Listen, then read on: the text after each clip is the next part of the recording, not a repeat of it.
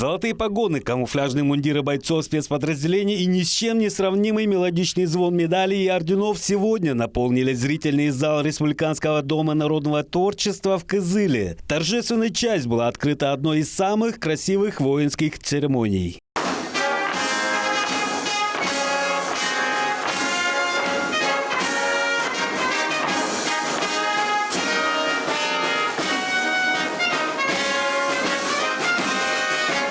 За прошедшие 30 лет отряд мобильный особого назначения регионального управления Росгвардии прошел нелегкий путь. Изначально созданные для силовой поддержки коллег-полицейских, бойцы ОМОНа вдоволь хлебнули и военного лиха. 39 раз отряд принимал участие в Северо-Кавказском регионе по защите законных прав, Конституции, в борьбе против терроризма и экстремизма.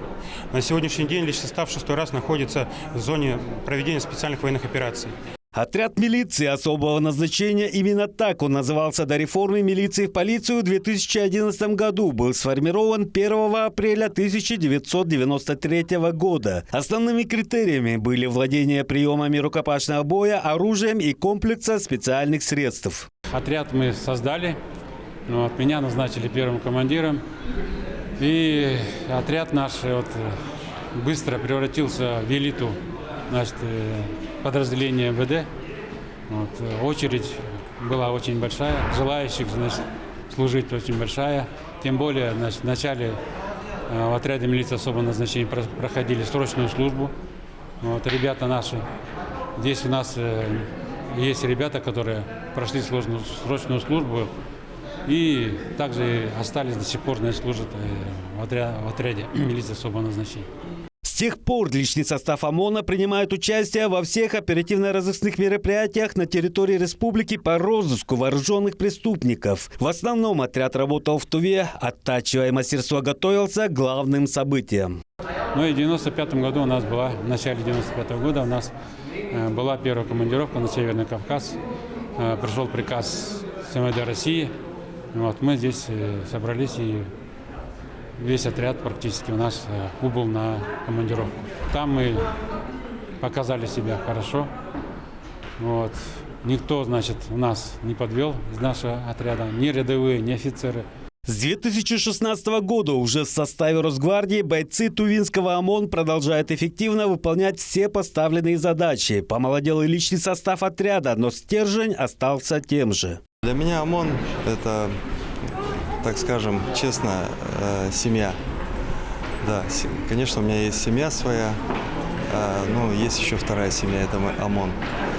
Это ребята, которые помогают в трудную минуту, которые показывают, как надо работать. Наши командиры учат нас в тех или иных, как сказать, прикрывают.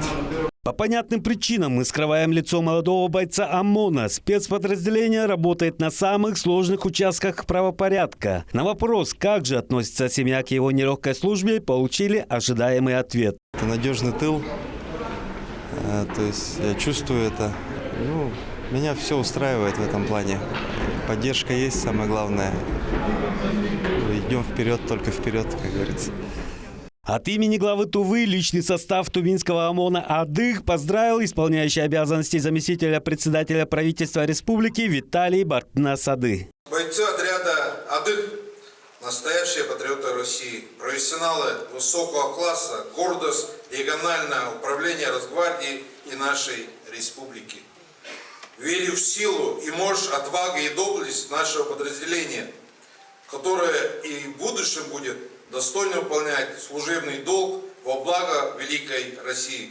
Временно исполняющий обязанности начальника управления Росгвардии по республике Тыва полковник полиции Александр Новоселов, сам прошедший путь бойца спецподразделения от рядового до руководящей должности, отметил ветеранов службы. Особые слова благодарности ветеранам отряда.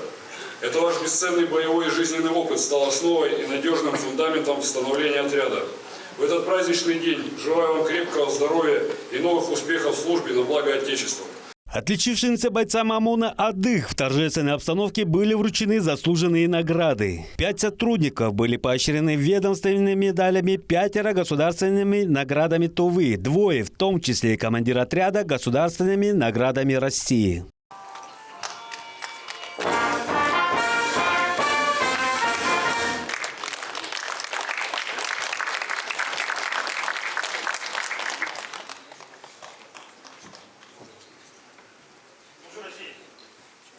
За мужество, отвагу и самоотверженность, проявленные при исполнении служебного долга только в ходе специальной военной операции, порядка 50 сотрудников отряда награждены государственными наградами Российской Федерации. Из них орденами мужества 4. К сожалению, 2 высших воинских награды присвоены посмертно. Сайгын Бирбиев, Буян Монгуш, Айдана Сенденма, Тува 24.